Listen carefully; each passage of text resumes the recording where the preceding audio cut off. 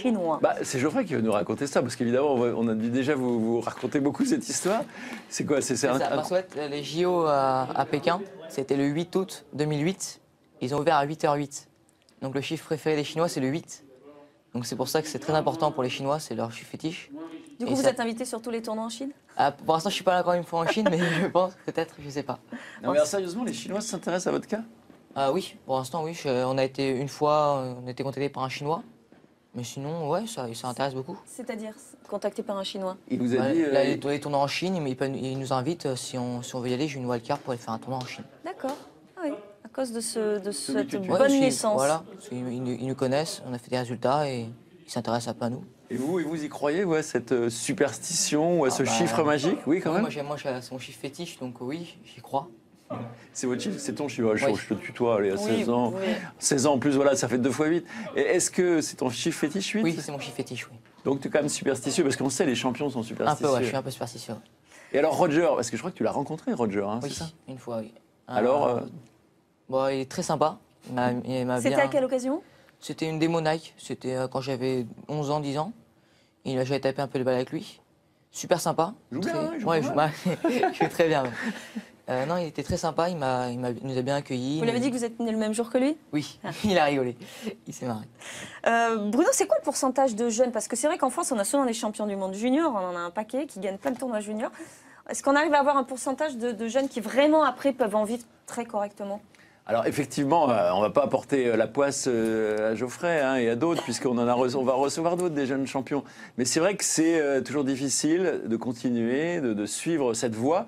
Alors moi, ce que je dis souvent, quand je discute avec les entraîneurs, il faut quand même mieux avoir été très très bon chez les juniors plutôt que mauvais, hein, parce que ça laisse quand même déjà une bonne base. Alors soyons déjà le meilleur chez les juniors. Alors après, il y a plein de données.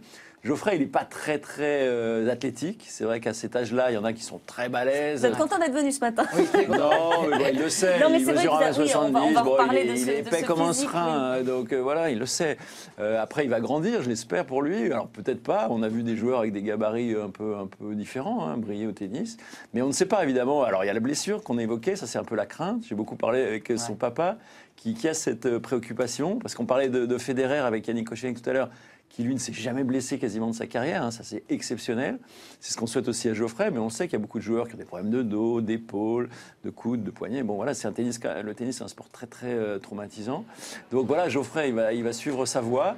Voilà, gagner chez les juniors c'est important sans l'être. Ça fait plaisir parce que déjà on se bagarre, il y a la compétition et ça c'est l'esprit des matchs. Après il y a beaucoup de joueurs de très bon niveau en France parce que la formation est très bonne en France quand même, il faut le dire. Je pense que c'est quand même la meilleure du monde, hein, ce petit cocorico. Et après, entre cette formation qui nous mène jusqu'à 19-20 ans, derrière il y a le petit quelque chose qui fait qu'on a l'Agnac, l'Argne. C'est vrai qu'il y a des Djokovic, des Federer qui viennent de Suisse. Voilà, on ne sait pas trop comment on crée un champion. Il y a Nadal qui vient d'Espagne. Là, c'est vrai qu'en France, on n'arrive pas à former des vainqueurs de Grand Chelem. En tout cas, on a du mal chez les garçons. Donc voilà, Geoffrey, il a les armes. Il a un très beau tennis. Hein, on l'a vu un peu jouer. Franchement, très belle technique. Ouais.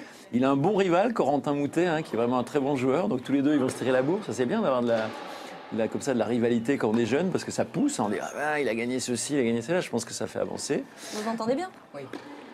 Bon, alors la finale des 15-16 ans, c'était quand même un peu tordu. Hein. Ouais. Je ne sais pas si Geoffrey va en revenir, mais c'est vrai qu'il y avait quand même de la bonne rivalité. Là, hein. Une bonne rivalité, ouais. C'était chaud. Beau combat. C'était chaud. Combat, ouais. Mais bon, c'est votre coéquipier, vous allez vous retrouver en équipe de France ensemble. Choix du monde, ouais. On va se choix du monde. Ouais, en équipe de France ensemble. Revenons sur ce physique dont parlait Bruno. Effectivement, vous êtes encore un peu frêle, mais c'est les mêmes physiques à 15-16 ans, on a ce physique-là?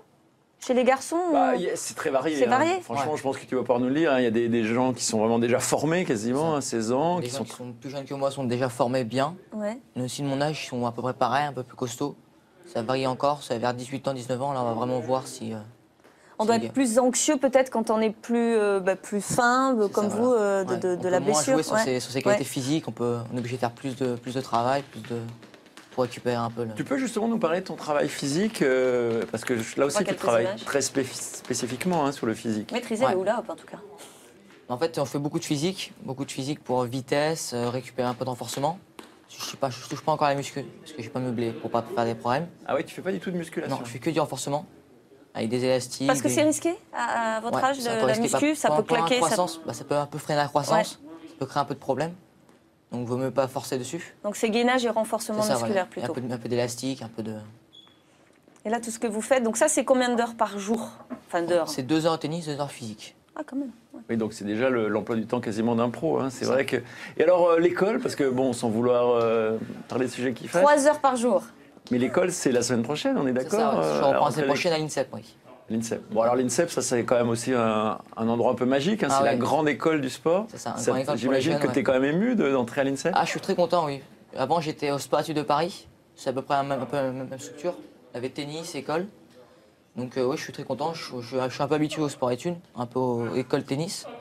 Donc, je suis content. Mais l'INSEP, bon, c'est quand même la grande école. Tu vas rencontrer, il y a des joueurs de tennis, mais il y a des sportifs de toutes les disciplines. C'est Hein. ça, voilà. Tous les disciplines, là, 28 disciplines, je crois. Donc, on va être tous mélangés à la même classe. On pourra tous discuter, c'est sympa. Et toi, et tu seras interne là-bas parce que toi, tu habites en Oui, région Je parisienne. suis interne, oui. Je Tu suis seras interne la interne semaine, ouais. à l'INSEP. Et le week-end match. Le week-end match, soit je pars en tournoi, ou soit je rentre chez moi, je ne sais pas encore exactement. Ça vous manque pas la vie d'adolescent?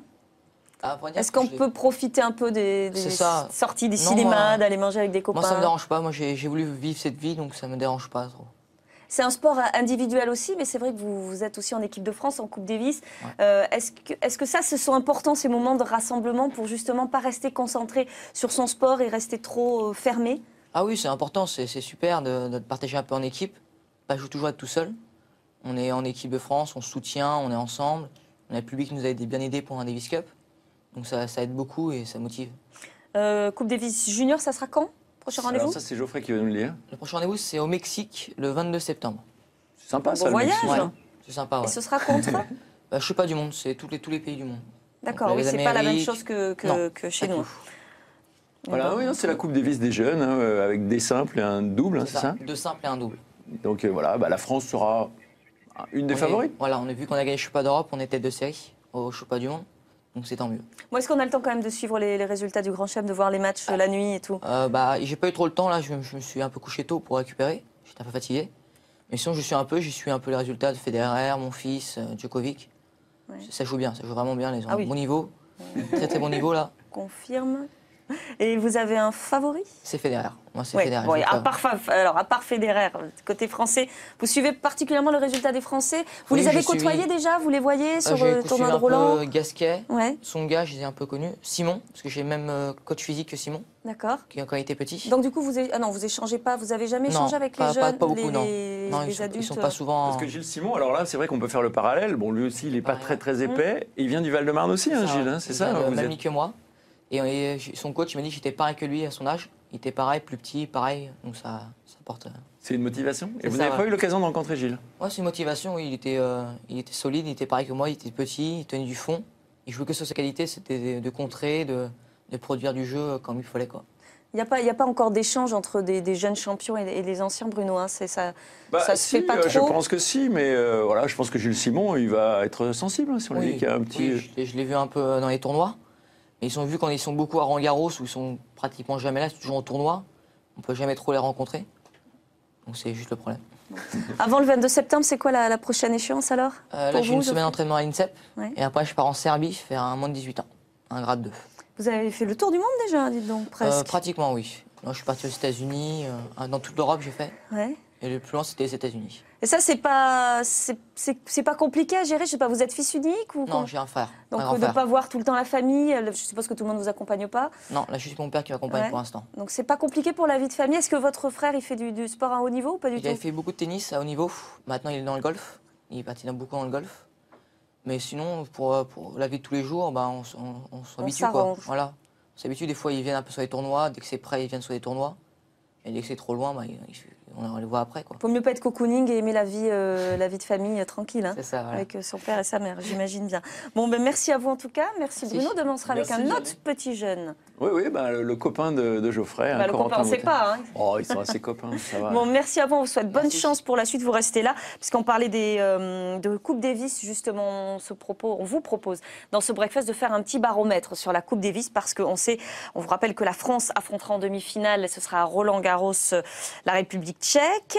Petit baromètre, regardez, il penche plutôt du côté des Français, forcément, puisque après l'élimination de Radek Stepanek hier, il y en a un deuxième qui a été éliminé cette nuit, donc Lucas Rosol, Et exactement. alors, par un phénomène. Hein. Petit phénomène, ouais. Vous le connaissez un peu? Un petit peu, et il est quasiment de la génération de 17 Geoffrey. ans, ouais, C'est c'est Ronan un peu Coric, jeune, hein. ouais. Donc là, j'imagine que ça met un peu la pression hein, qu'on voit un joueur comme ça qui arrive au plus haut niveau. C'est sûr, il a un très bon niveau. Chez les jeunes, il était très fort. Il était bon dans les ETF. Ça montre le niveau qu'il faut avoir dans 2-3 ans, donc c'est bien. Dans 2-3 ans, encore le temps. Voilà. pour un grand chelem. C'est ça. Ça serait bien de commencer par quoi? C'est quoi votre surface favorite? C'est la terre battue. Ouais, donc Roland Garros, l'année ça, prochaine, voilà. c'est pas tout de suite, Non, donc peut-être dans 2 ans. dans 2 ans. Ouais. Bon, ben on vous suivra, vous viendrez nous voir, hein, Ouais, micro pas de d'Eurosport, problème. j'espère. Merci à vous, bon courage Merci. pour la suite, et puis on reste sur la Coupe Davis, parce que je vais vous